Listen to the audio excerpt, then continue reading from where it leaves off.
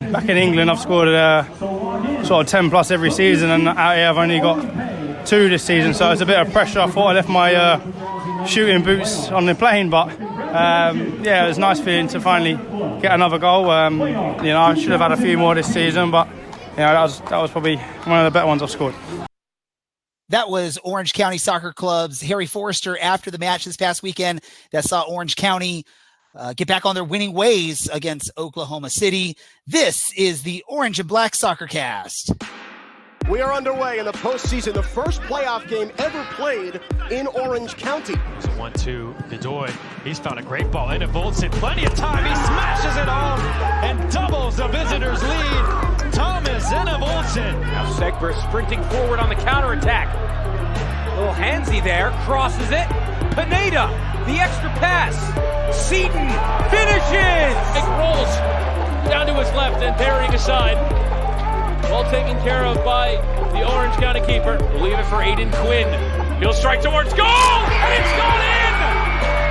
An equalizer and a winner in second half stoppage time for Orange County off the left boot of Aiden Quinn. This is the Orange and Black Soccer Cast, the only podcast dedicated to Orange County Soccer Club, its fans, and supporters. Follow us on Twitter at OCSC_SoccerCast and on Facebook at Orange and Black SoccerCast.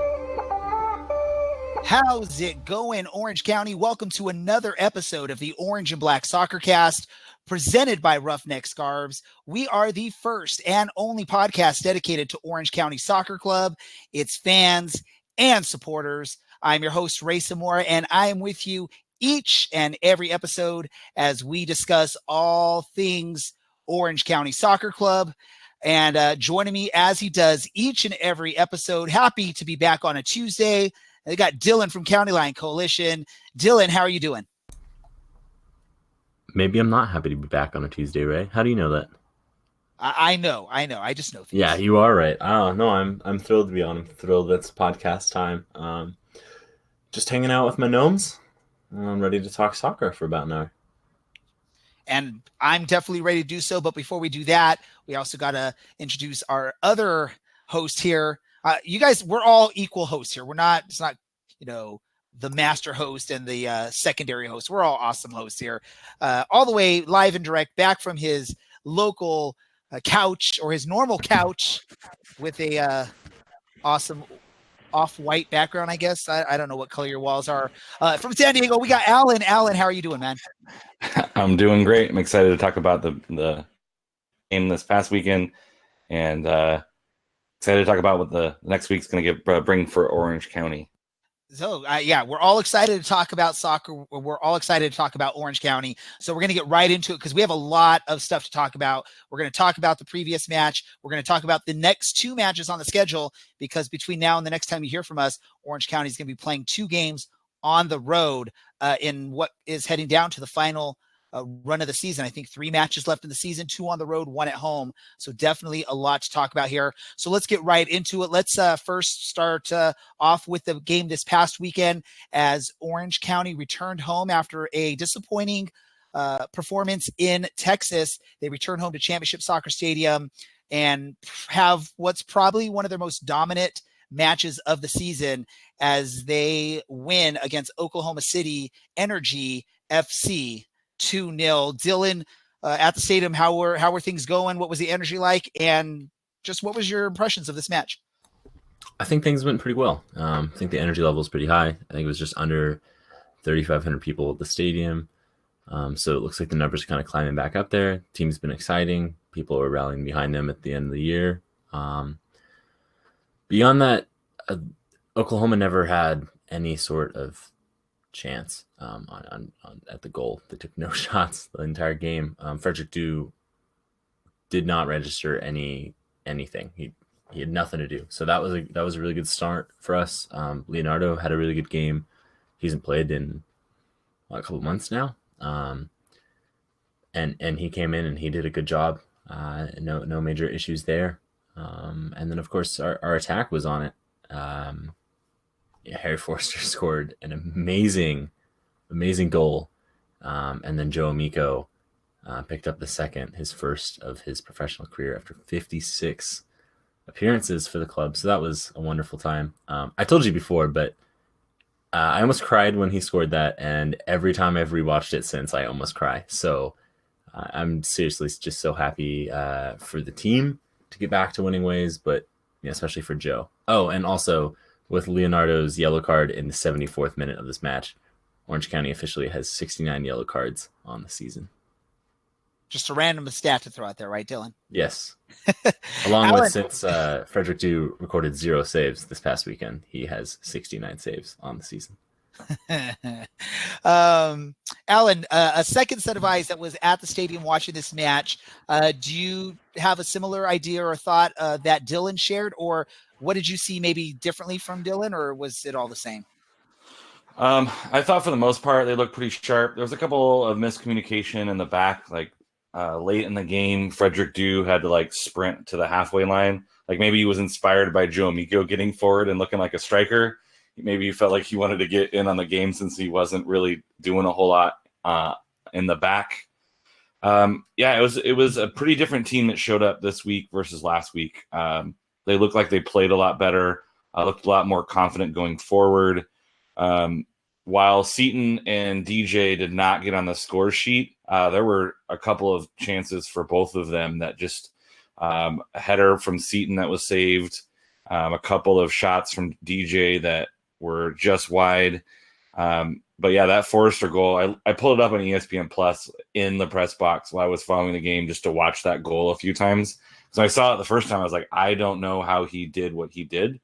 Because it looked like the defense had him pinned in, takes 2 touches around, and then when he shot it, it looked kind of awkward from my angle. And then I was like, is he trying to cross? Is he going to the back post? And then no, he was curling it around and in. Like both goals were great. I'm pretty sure that the team felt very positive after the win. They had a tough time in RGV, but they looked just as good as they looked in that 6-game win streak, and which just gives us more confidence moving forward against a couple tough teams. But I was pretty impressed with the way they played. It was good to see Kevin Alston back out there as well. It felt really good. I walked away from Championship Soccer Stadium kind of floating a little bit. I was pretty happy. And so I know Harry Forrester's joking there on that short clip we played at the beginning of the episode about his soccer boots maybe being left on the plane or whatnot.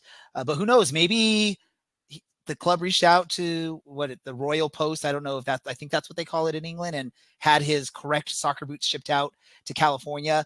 It was a beautiful goal. You don't see that too often this season from him. But I remember when Dylan, when we first announced the signing on our podcast, or talked about on our podcast, and we were talking with I forget the gentleman's name, but he was from AFC Wimbledon, right?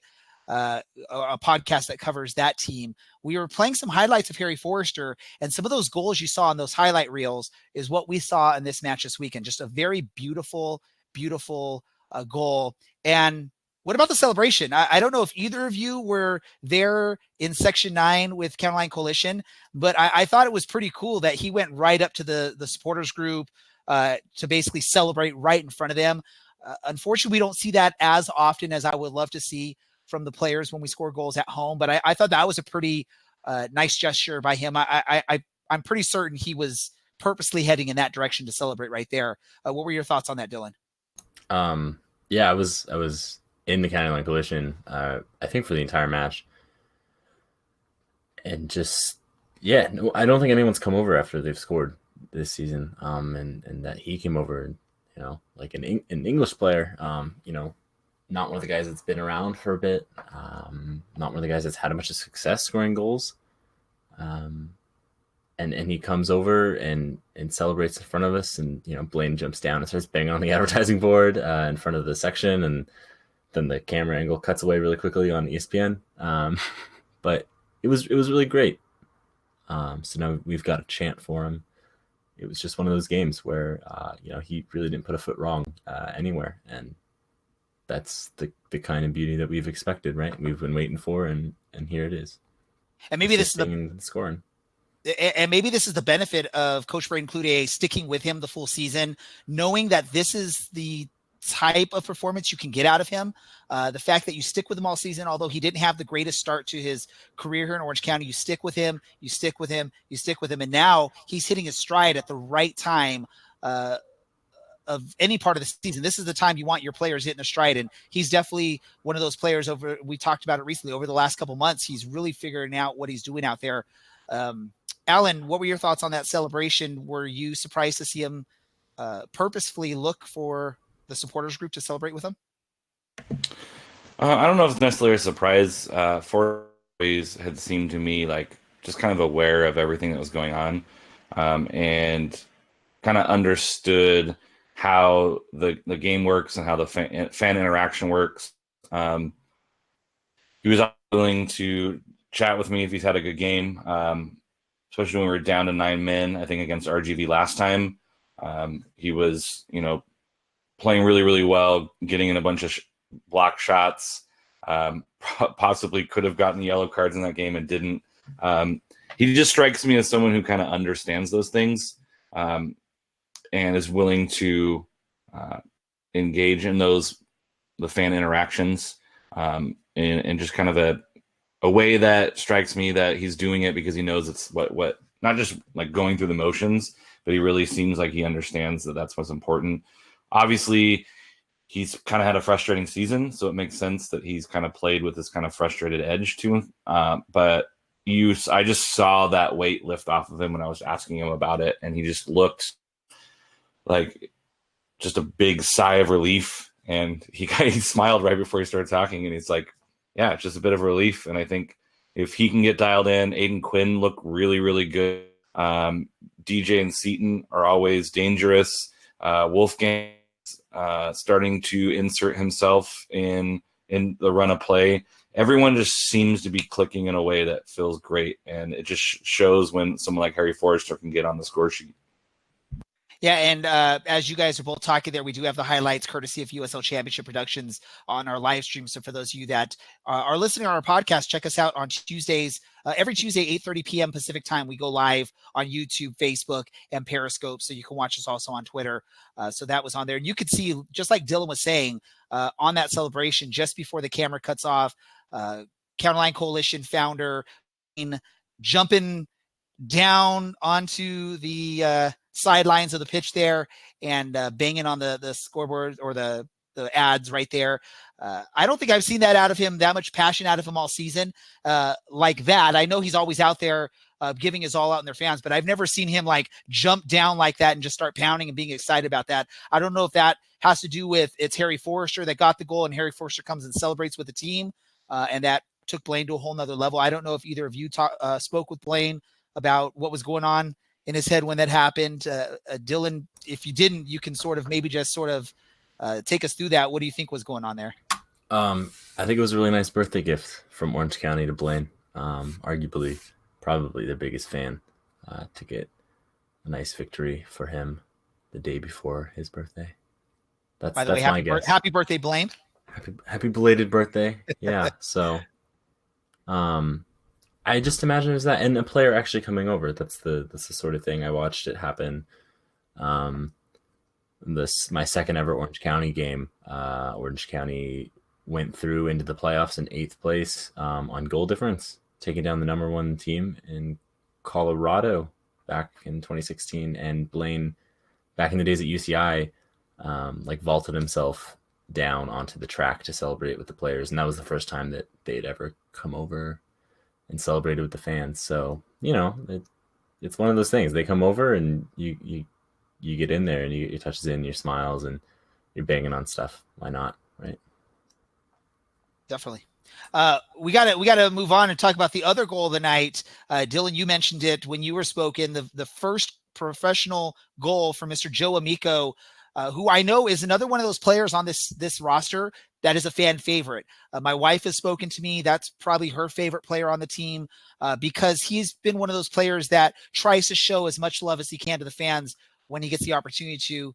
And I know he's one of the ones that is throughout the season come and acknowledge the fans at the end of matches or whatnot. Alan, I'll go to you first on this. what are your thoughts? I mean, what do you have to say about this Joe Amico goal? I was surprised when I saw he's the one that scored one of the goals on the evening. What were your thoughts? Yeah, the way he made that run from the wing, like you could have put him on the front in the front three. It was just a really smart run into space. Mike puts a ball in. It takes a slight deflection. Otherwise, he would have gotten an assist on it. And Amico doesn't panic. He's very calm. He collects the ball, and he just kind of slots it into the right side like it was no big deal. Like he's been doing this his entire career. It was very impressive. Again, the same thing. I watched that back a few times. Just amazed at just kind of that soccer sense to get into the box, know that you have that space to run into, not panic, and just calmly put the ball into the back of the net. And then just see the look of his teammates' faces celebrating with him. You can tell that he not only is a fan favorite, but is well liked and respected on the team as well. Just giant smile. Everyone was super happy for him. Those are the goals that make you feel good as just a soccer fan in general, to see someone that excited and that happy. First career goal. Richard Chaplow on his way out was hoping wouldn't interview him, so hoping maybe it wouldn't go to his head. But again, you see a guy who's been working really hard all season to finally get one in, and especially a strike like that was it was so much fun to watch. And did you get a chance to speak with him after the match, Alan? I didn't, but Dylan had a chance. I stole Joe from him. Well, then I'm going to go to you, Dylan. Can you share with us what Joe Amico had to say after the match about that goal? Yeah, I don't think Chaplow has to worry about it going to his head or anything. I mean, we know the kind of player that Joe is. He's super humble, super down to earth. Just constantly really thankful for everyone around him, and he was no different after scoring that goal. He just mentioned it was really nice to score it, and that more than that, he was just so happy that the team got the win, got to clinch, and that they're trending in the right direction again, without too much trouble, to try and take some pressure off before the last 3 games of the season. So, you know, he had his moment, he enjoyed it, but he was definitely focused on the future in the next few weeks, which was remarkably respectable in a way. I'd be freaking out for sure still. I'd be shaking and bouncing off the walls, and he was really calm and collected and just said it was nice, but you know, the bigger thing was the team. This is why people love him, you know. And then I guess we briefly could say Frederick Dew had probably his easiest night between the sticks there as a professional goalie. I believe the stats are 0 shots on goal, or was it 0 shots total by OKC? 0 shots total, like no registered shots at all. So ultimately what we're saying is we could have stuck Allen in between the goalpost and the outcome would have still been exactly the same. Yes. Yeah, I think the only stat that he registered were a few passes and a couple clearances. There were no catches, no punches, none of that. He had truly nothing to do. He could have, you know, brought out a lawn chair, sat down, cracked open a cerveza, and just chilled while this game's going on, is what it, you know, comes down to probably. And still Orange County wins 2-0, which is that's an amazing feat there. I know that says a little bit about OKC as a team this season, especially in this match, but it also probably shows how serious and committed Orange County was coming into this match, wanting to just come out, play their match, put the pressure on, and make sure they got this victory against a team that definitely should be getting the victory again. So that's pretty awesome. For time purposes, we should start moving on, but I want to ask, do either of you have anything else you want to mention regarding what you guys saw out there in this match? I'm good. No, I think it was just a solid all-around team performance, and exactly the kind of thing that you look for at this point in the season. Perfect. Man of the match, Alan. I'm going to have to say Harry Forrester. Dylan. My heart says Joe Amico. My brain says some combination of Aiden Quinn and Harry Forrester, just based on the stats. Probably Forrester nabs it out in this one because he gets that amazing goal, which passes the eye test. But Aiden notched 109 passes with 90.8% accuracy. So he was probably the unsung hero of this game. And I'll have to go with Harry Forrester just again because of the amazing goal and celebration that was tied into the goal. I know the celebration really has nothing to do with how well you're playing on the field, but I think that celebration brought more energy to County Line Coalition and just the fans in the stadium because it was pretty darn amazing there. So let's move ahead. The next challenge for Orange County is on the road. If you're listening or watching us live, this is a match that's taking place a little under 24 hours from now, or about 22 hours, 21 hours from now. If you're listening to the podcast the day we release it, then it's later on this evening. But Orange County is heading out to Salt Lake City to face a Real Monarchs SLC.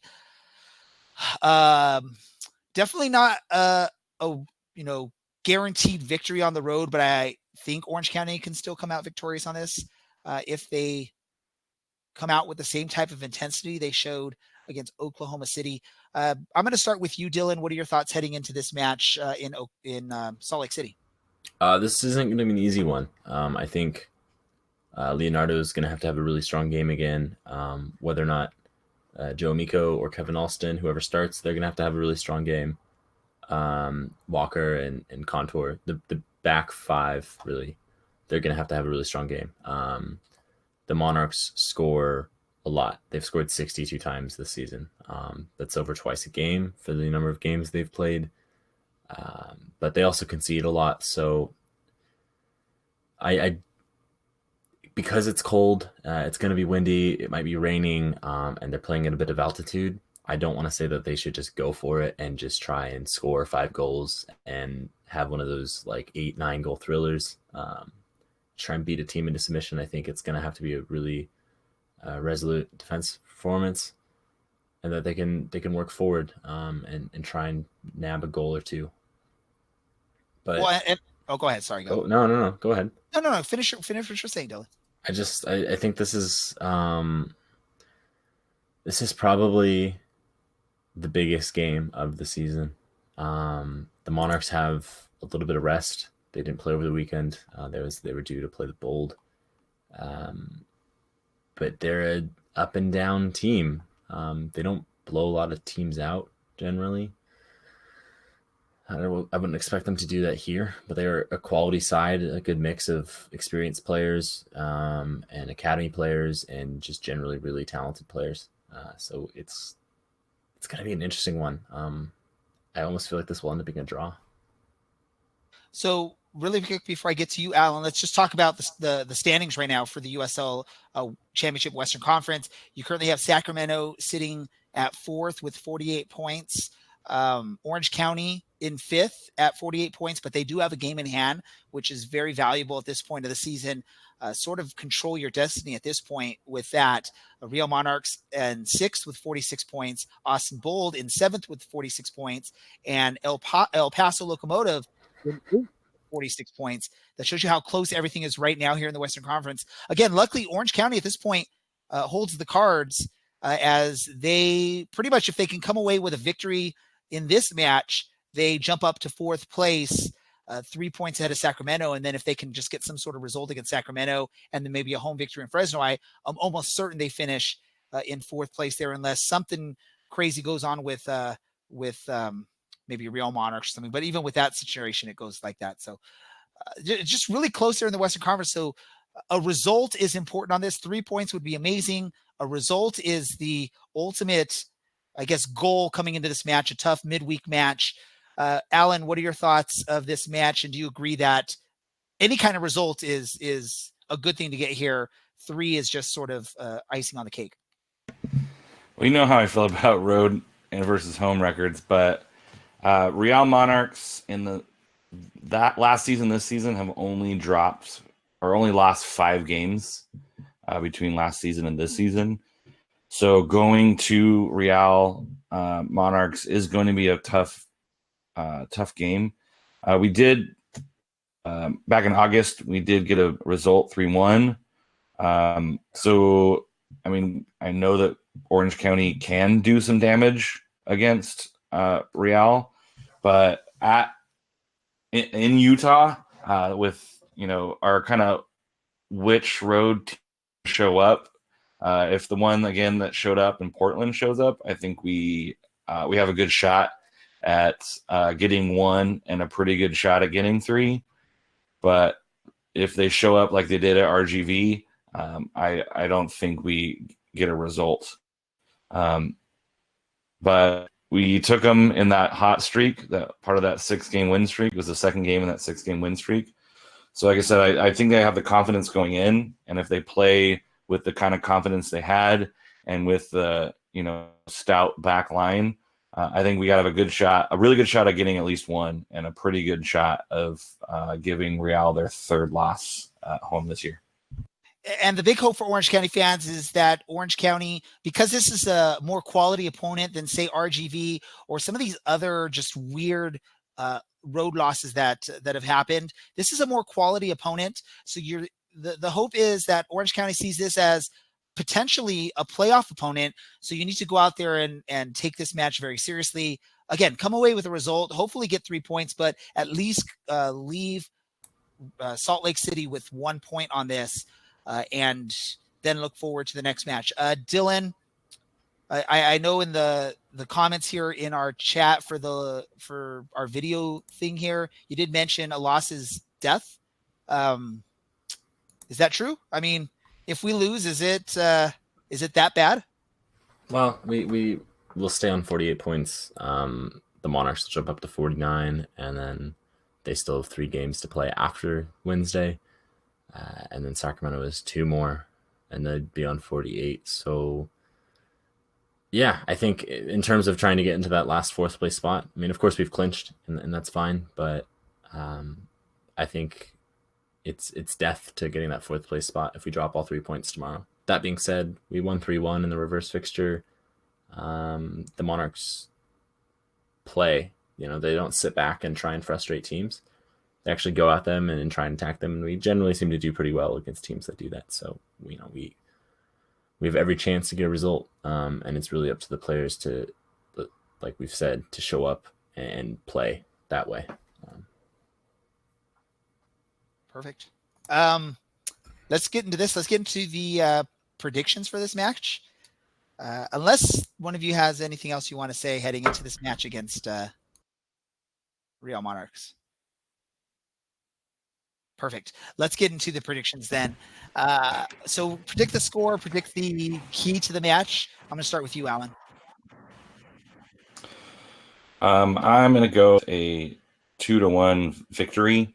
I think this is going to be, again, a really tough matchup. The next 3 weeks are essentially 3 playoff games before the playoffs. I think the team's going to be motivated to try and lock down that 4th spot. I think this game is the bigger game between us, this one in Sacramento. So I think we kind of go for it this match and try to pick up all 3.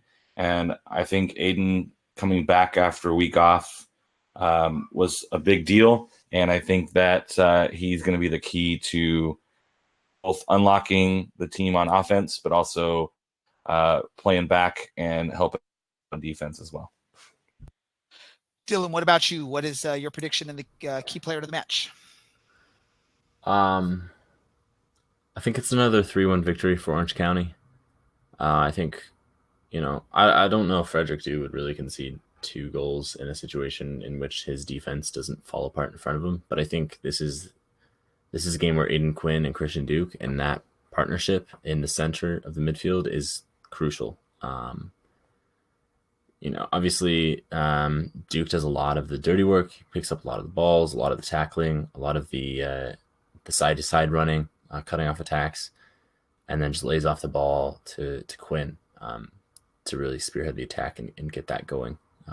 If it's a similar performance to how they played against Oklahoma City, how they played against the Monarchs a few months ago, then I think we'll be okay. And I think that's going to be the biggest test for the side. I think that's why Duke came off 30 minutes early, was to get a little bit of rest in him, because he's got a very important role in the next 2 games. Perfect. And I'm going to go 1-0 Orange County for this match. And key player, I'm going to actually cheat and do a key group of players. It's going to be the defense. We get the shutout here in Salt Lake City against Real Monarchs. Then we're going to come out victorious on this and bring the full 3 points back to Orange County. And I don't know. I don't really even know. Are they coming back to Orange County, or are they just going to head straight to the northern part of California, because their next opponent will be this coming weekend as Orange County travels up to Sacramento. So let's talk about that match now. Again, we just talked about, I read out the standings that we have right now. Sacramento is currently ahead of Orange County based on, I believe it's goal differential is the tiebreaker that puts them where they are, but Orange County does have the game in hand. So ultimately, Orange County is in control of their fate when it comes to the standings. If Orange County can win out, they are the 4th place team, as far as I can tell. I guess Real Monarchs sort of controls it because they have a game in hand on Orange County, and they're only 2 points down. So I guess, but if Orange County, I guess, beats Real Monarchs, then that eliminates that factor. I know I just said a whole bunch just to say something so simple there. I'm going to go to you, Alan. Sacramento hosting Orange County. What are your thoughts? Sacramento's another tough team to play. Since they signed Ina Voltson, they've kind of come on and done some damage defensively. They do have a game in hand and a win in hand. And I think if you ask anybody, having the points on the board is kind of bigger than the game in hand. They've been kind of up and down the last couple of weeks. They beat RGV, drew OKC 0-0, lost to El Paso at home, drew Los Dos, and they beat Tulsa on the road. So, I mean, they haven't been in the greatest form lately. So they are beatable. And I think depending on how the game goes against Real Monarchs, obviously, or OC wins out, they get that 4th spot. But Sacramento has to play us and then has to play Real Monarchs to finish their season. So it's kind of this like round robin of this 4, 5, 6 all kind of playing each other. And it's going to be a tough pick up a road win. But I think Sacramento is going to be the more likely to do that versus Real Monarchs. So you go heavy the first game, and then maybe you are happy with a point in Sacramento, depending on how well it goes in Utah. But I think if you come out against Sacramento, I think it's a team that Orange County can beat, especially, again, if they continue this hot run. Perfect. What about you, Dylan? What are your thoughts with Sacramento? Is this a winnable match for Orange County? I think it is a winnable match. Coming after playing in altitude in short rest, I've been thinking about this all day. Really, do you go for the draw? Do you just try and pick up a point and make the Monarchs panic because they've got some games in hand? Do you make Sacramento panic because they have only got 1 game left after we play them on Saturday? Or do you go out for them? They struggled against Oklahoma, and Oklahoma just sat back and didn't let them get any real quality chances in the box. Forced Anna Voltson to try a lot of stuff from distance. Forced everyone else to try and find a lot of stuff from distance. It'll be a good test for our defense, I think, to shut down Anna Voltson. They obviously never had to do it before. And this is probably not the time that you want the first opportunity for that to be happening, but there's a good chance that we play Sacramento in the playoffs, and they'll need that experience going in. So, yeah, I think it's feasible. I don't see Orange County losing this match. I don't think Sacramento's had that for them the last few weeks. I know we've typically struggled in Sacramento to succeed, but we haven't played there in almost a year and a half now. And our team's gotten a lot better in the last 2 years. So comes down to how hard the defense wants to work and how little of an impact Thomas Wilson has, because no one else is as big of a threat as him. Perfect. What is there anything about Sacramento that scares you, Alan, in this match? I'm not assuming that you know Sacramento very well, but I'm just wondering, from what you've seen, is there anything that really scares you that potentially leads to an Orange County loss? I don't think there's anything that scares me. They're just a quality side that, just plays well. I mean, they're a tough team. They're a tough team to play, a tough team to beat. I don't know if it's scared more than just it's going to be a professional match, and Orange County just needs to make sure they're playing Wednesday night. They're coming back Saturday. It's going to make sure we don't, check out at all during this match. I think Sacramento can punish a team that kind of sleeps. Looking back at the El Paso game, for example, they had 19 shots. So it's going to be a tough one.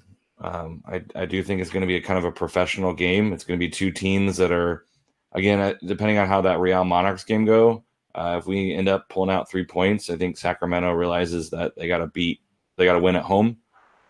So maybe Orange County plays for a draw and tries to sneak a win. But I think, again, when Orange County plays more aggressively, I think they are more successful. When they're on the ball more, they're more successful. So I kind of hope they take the game to them. It just kind of depends on where the legs are going into that game. Sacramento doesn't scare me, but again, you can't sleep on them either. And then, Dylan, just want to ask you this really quick.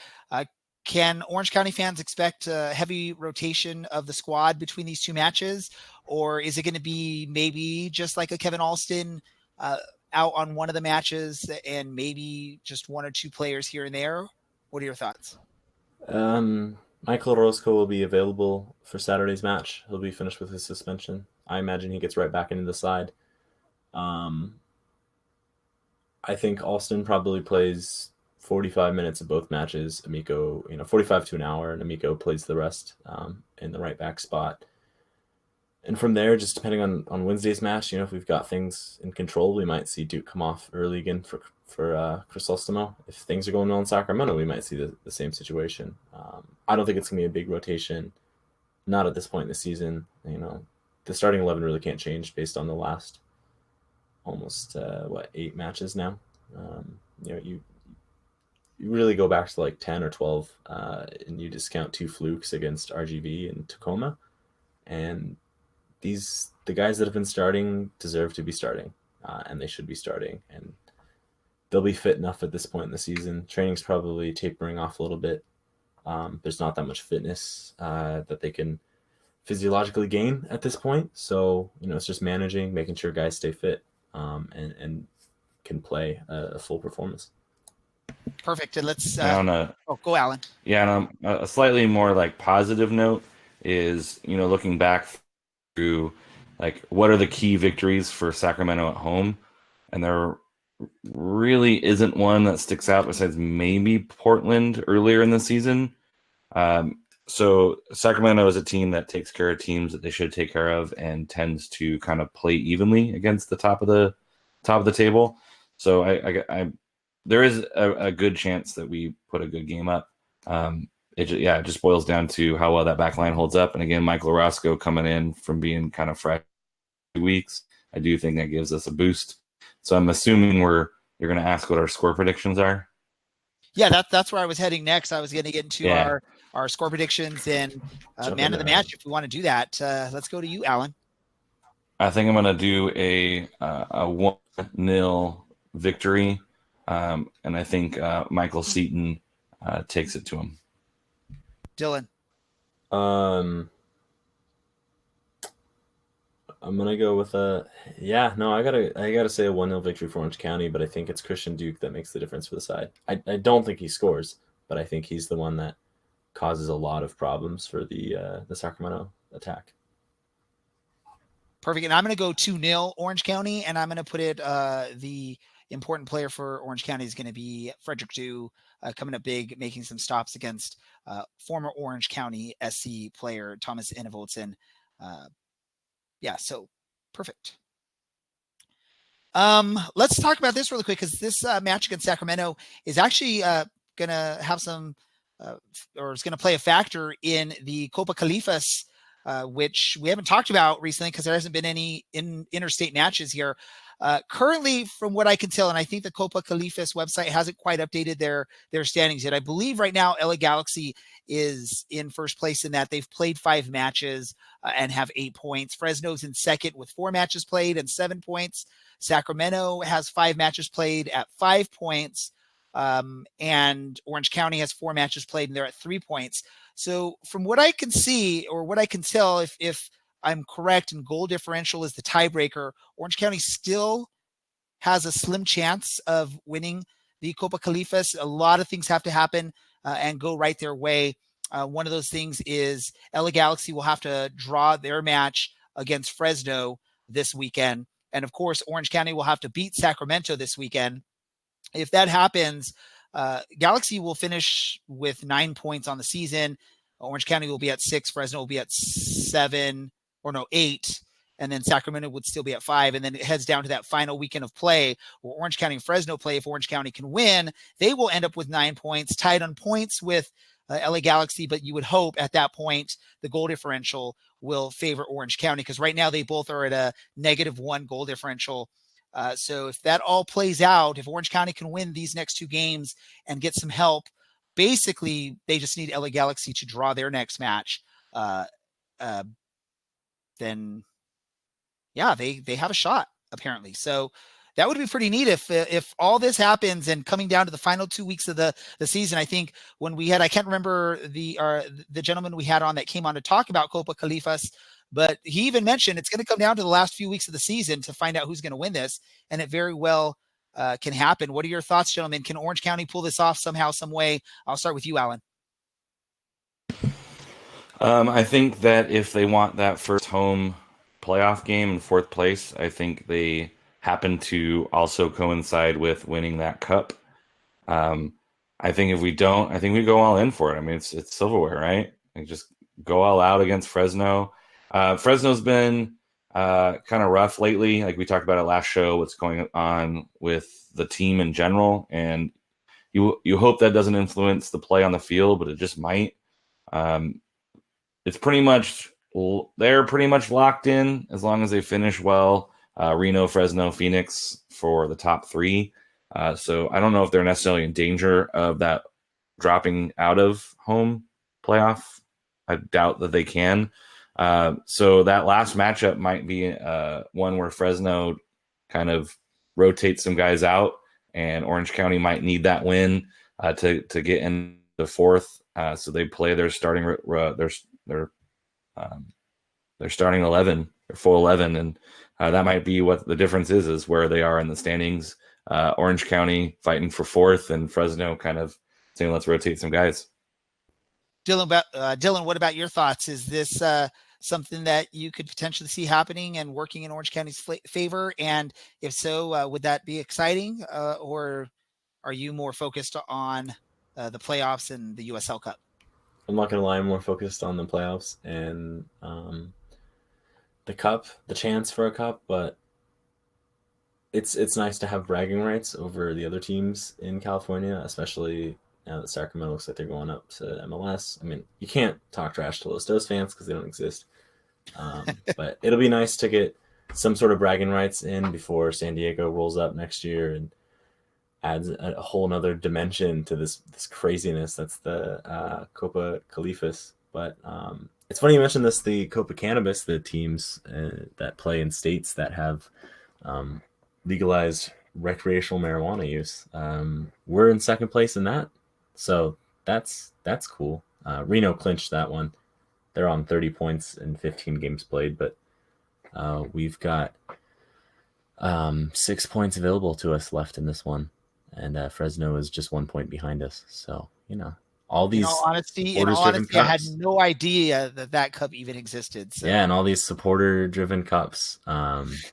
There's so much to play for still. I love it. It's just another like fun dimension that some tweets will probably end up existing because of. I think none of these teams are focusing on getting bragging rights, but it gives us fans something to do, right? Like, well, some of us that like to go on Twitter and trash talk other teams' fans.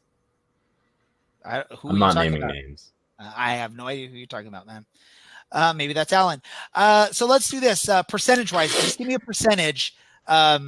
What is the percentage you give the possibility of Orange County winning the Copa Califas, Alan? 37%. 37%. Dylan? 69. What? It's already happened. You've wanted to say that number numerous times already. You're so excited for an episode of our podcast coming up very soon here.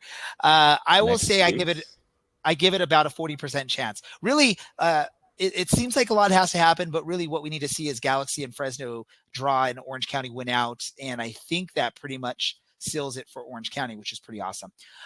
Any other soccer stuff to talk about before we get on to our random thoughts for the week? Alan, do you have any other soccer stuff you want to talk about today?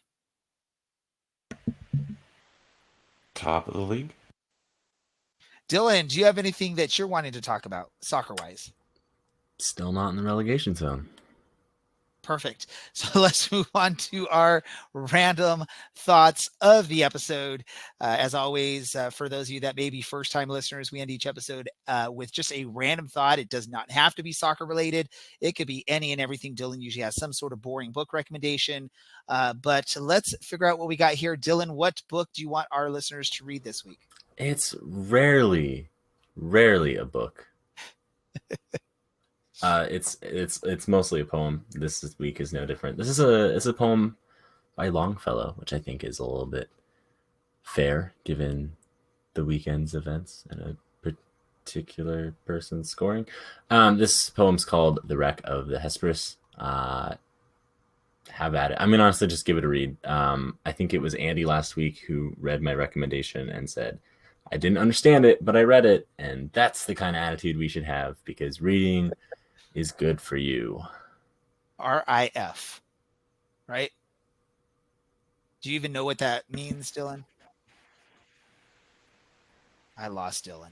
I'm choosing not to speak. Reading is fundamental. Come on, man.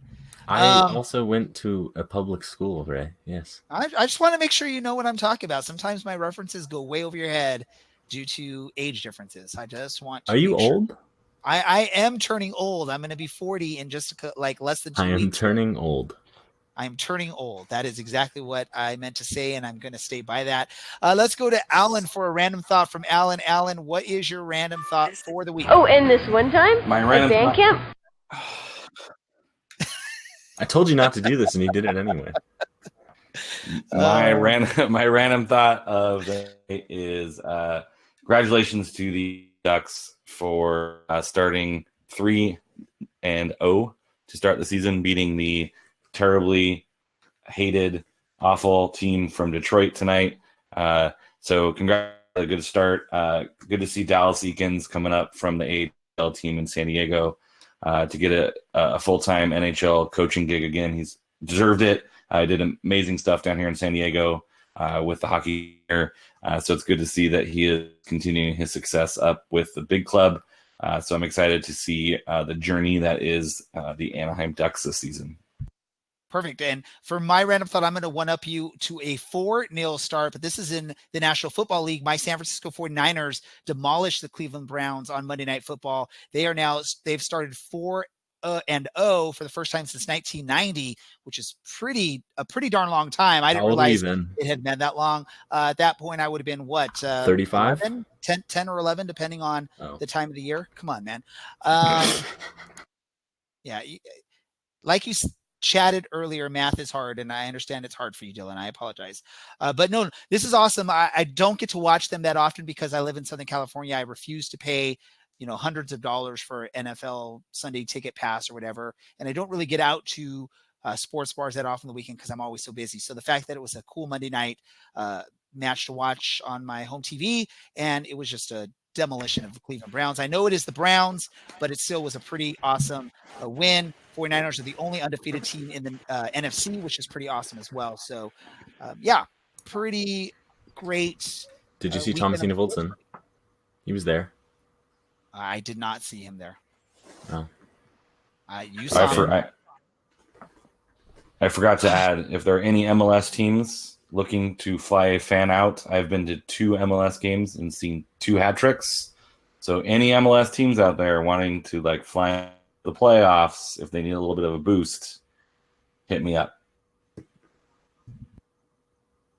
It's pretty thirsty, Alan. When did we start begging for free trips out to soccer games on this podcast? I did not know that was now a thing. And I don't think Alan can guarantee the hat trick is going to be for the home team. So, well, so remember how you always did your score predictions were based on such a tiny sample size, and you were convinced that it made a difference. Hey, it's still I don't think you can criticize Alan because this is also a tiny sample size. And my predictions are still in the 75% success rate, which if this was baseball, I would be a Hall of Famer. So, on what metric? On hitting. If I hit the ball 75% of the time, I'd be a Hall of Famer. Not out of 10 at bats. Well, whatever. Alan, social media, let our listeners know where they can follow you and hear all you have to say or read all you have to say on social media. Underwood48 on the Twitter machines. Dylan.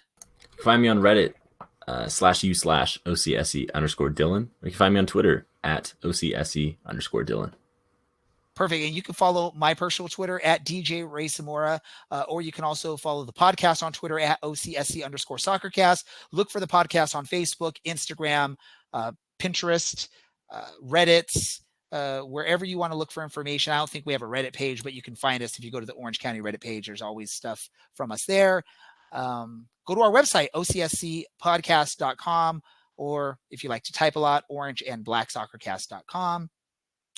I think we're good to go. I think we're good to wrap this up. Hopefully the next time we speak to you, Orange County has 6 more points on their record and pretty much in the driver's seat for the number 4 seed and another home match this season. I know the fans really would love to see that happen. Another opportunity to come out and watch their team play in Irvine after October 19th. So for Dylan, for Alan, I am Ray. This is the Orange and Black Soccer Cast, and we are out. Orange County, you are my team until the day I die. And when that happens, I'll still be seeing you way up in the sky.